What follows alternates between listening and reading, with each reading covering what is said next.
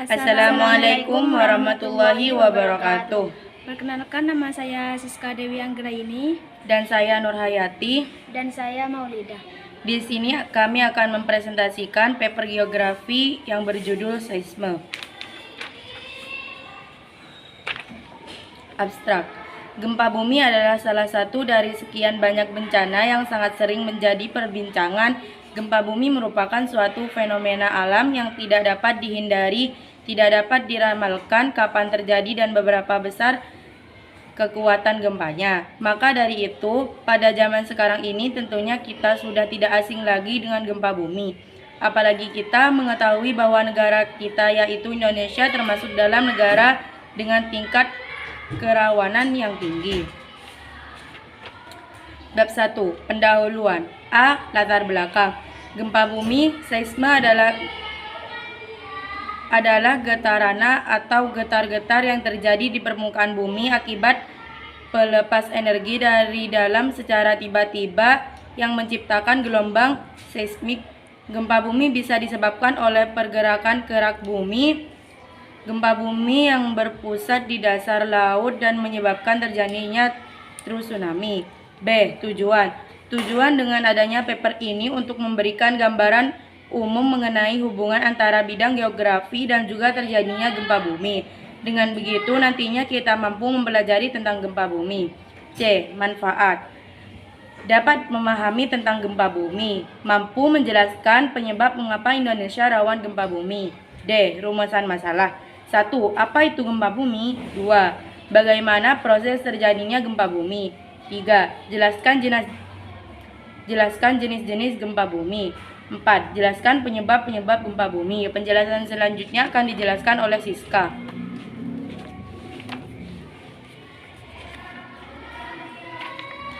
Bab 2. Pembahasan. A. Gambaran umum gempa bumi. Gempa bumi adalah getaran atau guncangan yang terjadi karena pergerakan lapisan batu bumi yang berasal dari dasar atau bawah permukaan bumi. Peristiwa alam itu sering terjadi di daerah yang berada dekat dengan gunung berapi dan juga di daerah yang dikelilingi lautan luas. Gempa bumi terjadi karena pergesekan lapisan bawah bumi dan letusan gunung yang dahsyat. C. Proses terjadinya gempa bumi. Pada dasarnya, para ahli membagi proses terjadinya gempa bumi atau asal-muasal gempa ke dalam dua kelompok besar, yakni 1. Teori pergeseran sesi. Proses terjadinya gempa vulkanik dimulai dari pergerakan material yang ada di dalam saluran fluida. Gerakan ini biasanya dirasakan sesaat sebelum sebuah gunung berapi meletus. Untuk jenis gempa buatan yang menggunakan dinamit misalnya, prosesnya terjadi lantaran ada tekanan yang bersumber dari dinamit tersebut. Ledakan dahsyat dari dinamit akan membawa wilayah target terguncang dan terjadilah gempa buatan. Sementara itu, proses terjadinya gempa bumi tumbukan selalu dimulai dari adanya benda luar angkasa yang berhasil sampai ke permukaan bumi. Benda ini datang dengan kecepatan luar biasa sehingga saat mencapai badan bumi, tekanan akan dirasakan dalam bentuk gerakan atau getaran. Tingkatannya tergantung penuh pada kekuatan benda luar angkasa tersebut. Gempa bumi terjadi ketika tekanan telah semakin meningkat di daerah batuan sampai pada tingkat tertentu, sehingga pergerakan mendadak ini dapat menciptakan patahan baru ketika batuan pecah pada titik terlemah, atau pergerakan menyebabkan batuan tergelincir di sepanjang patahan yang ada.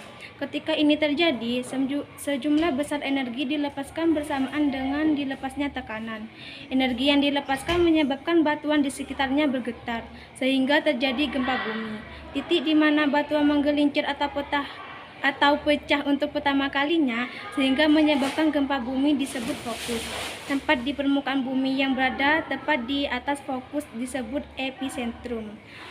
Penjelasan selanjutnya akan dijelaskan oleh Maulida. D. Jenis-jenis gempa. Gempa bumi dapat diklasifikasikan berdasarkan kedalaman fokusnya, faktor penyebab dan kekuatan gelombang atau getarannya. 1. Berdasarkan kedalaman fokus. Dilihat dari kedalaman pusatnya fokus, gempa bumi dibedakan menjadi 3, yaitu A. Gempa dangkal. Gempa dangkal terjadi pada kedalaman sekitar 100 km dari permukaan bumi. Gempa jenis ini seringkali menimbulkan kerusakan besar. B. Gempa pertengahan. Gempa pertengahan terjadi pada kedalaman antara 100 sampai 300 km di bawah permukaan bumi. Gempa ini dapat menimbulkan kerusakan ringan dengan getaran lebih terasa dibandingkan dengan gempa dalam. C. Gempa dalam. 2. Berdasarkan faktor penyebab. A. Gempa tektonis. Sebagian besar gempa bumi disebabkan oleh proses tektonik, yaitu gerakan litosfer yang disebut lempeng. B. Gempa vulkanis. Gempa vulkanis adalah gempa yang disebabkan oleh adanya letusan atau retakan yang terjadi di dalam struktur gunung berapi. Gempa vulkanis terjadi karena magma atau batuan yang meleleh menerobos ke atas kerak bumi. Gempa vulkanis sangat terasa di daerah sekitar gunung berapi, tetapi pengaruhnya tidak terasa pada jarak yang cukup jauh. C. Gempa runtuhan terban. Gempa runtuhan terban adalah gempa yang disebabkan oleh runtuhnya massa batuan atau tanah. Misalnya runtuhnya lorong tambang dan lorong sebuah gua kapur yang runtuh dan mengakibatkan gentaran yang kuat. 3. Berdasarkan kekuatan gelombang. A. Gempa akibat gelombang primer. Gelombang primer atau gelombang longitudinal adalah gelombang atau getaran yang merambat di dalam bumi dengan kecepatan antara 7 sampai 14 km per detik. Getaran ini berasal dari fokus pusat gempa. B. Gempa bumi akibat gelombang sekunder. Gelombang sekunder atau transversal adalah gelombang yang merambat dengan kecepatan antara 4 sampai 7 km per detik. Gelombang ini berasal dari fokus. Gelombang jenis ini tidak dapat melalui lapisan air. C. Gempa bumi akibat gelombang panjang. Gelombang yang merambat melalui permukaan bumi dengan kecepatan 3 sampai 4 km per detik. Gelombang ini adalah yang mengakibatkan kerusakan di permukaan bumi karena gelombang ini berasal dari fokus. 4. Berdasarkan bentuk episentruma. A. Gempa linier.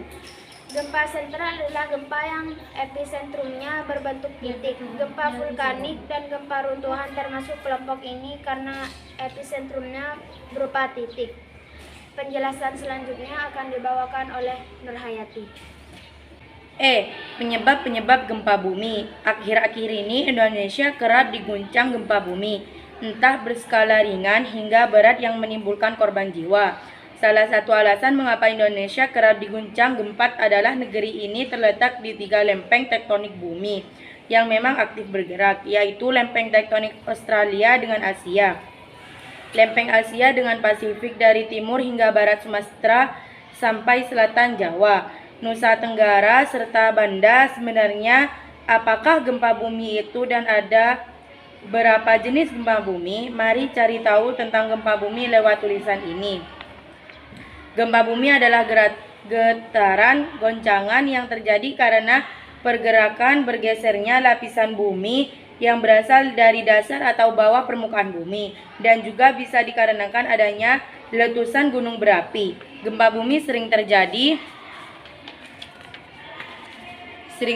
di daerah yang berada dekat dengan gunung berapi dan juga di daerah yang dikelilingi lautan luas.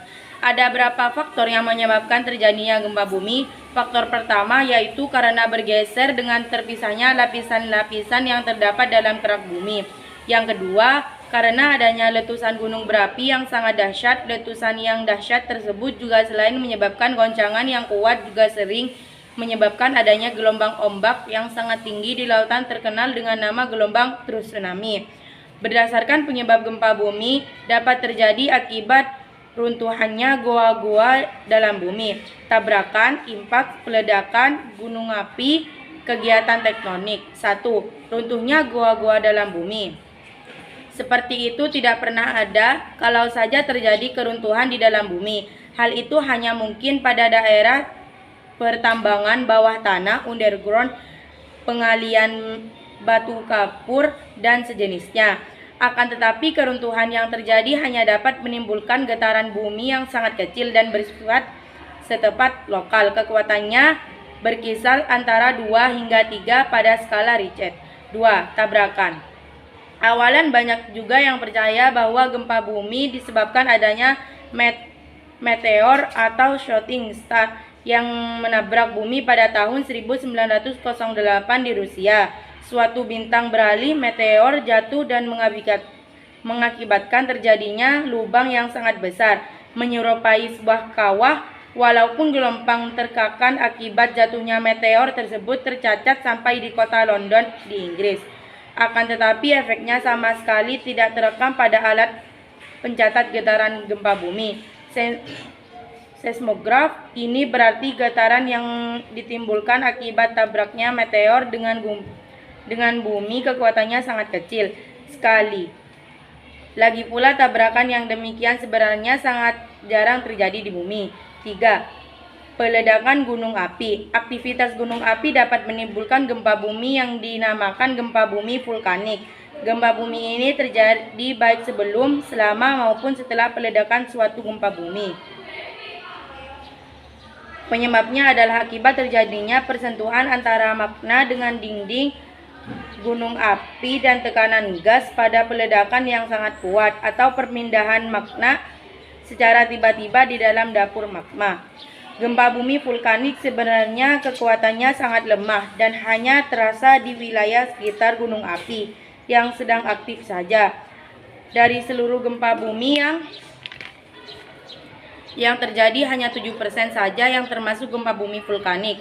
Kendati pun demikian, kerusakan atau efek yang ditimbulkan cukup luas, sebab gempa bumi vulkanik biasanya disertai pula dengan kemungkinan akan meletusnya suatu gempa bumi.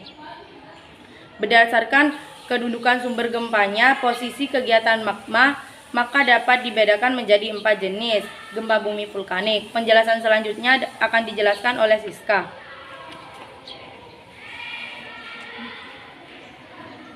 Wilayah Indonesia termasuk dalam lingkaran api Pasifik atau Ring of Fire, yang disebut juga sebagai sabuk gempa Pasifik. Dalam sabuk ini berderetlah pegunungan berapi yang merupakan tempat penyaluran energi bumi. Selain itu, lempeng antar benua yang ada di negeri kita tiap tahun juga bergeser. Jika tekanan yang diakibatkan lempeng yang bergerak tidak dapat ditanam oleh tepi lempengan, maka terjadi gempa bumi. Gempa bumi yang terjadi di Indonesia bisa disebabkan oleh pergerakan magma gunung berapi atau gempa vulkanik, namun bisa juga disebabkan oleh pergerakan lempeng bumi. Hal ini disebabkan Indonesia mempunyai banyak gunung berapi dan berada pada wilayah pertemuan 3 lempeng kerak bumi, yaitu lempeng Eurasia, lempeng Pasifik, dan lempeng India Australia. Selain itu, Indonesia juga berada pada wilayah pertemuan 2 jalur gempa utama dunia, yaitu jalur gempa sirkum Pasifik dan jalur gempa Alpida Transiatik. Tapi alhamdulillah di kota saya tidak pernah terjadi gempa, karena kayaknya tak usah ada kena. Kira potong. Cara menghadapi gempa bumi. Cara menghadapi gempa bumi. 1. Bila ada di dalam rumah, jangan panik dan jangan berlari keluar. Berlindunglah di bawah meja atau tempat tidur. Bila tidak ada, lindungilah kepala dengan bantal atau benda empuk lainnya. Jauhi rak buku, lemari, dan jendela kaca. Hati-hati terhadap langit-langit yang mungkin akan runtuh, benda-benda yang bergantung di dinding dan sebagainya. 2. Bila berada di luar lingkungan, jauhi bangunan tinggi, dinding, tebing terjal, pusat listrik dan tiang listrik, papan reklame, pohon yang tinggi, dan sebagainya. Jauhi rak-rak dan jendela kaca. 3. Bila berada di dalam ruang umum, jangan panik dan jangan berlari keluar ruangan karena kemungkinan dipenuhi orang. Jauhi benda-benda yang mungkin tergelincir. 4. Bila sedang mengendarai kendaraan, segera hentikan di tempat terbuka. Cukup sekian presentasi dari kami, kurang lebihnya mohon maaf. Wassalamualaikum warahmatullahi wabarakatuh.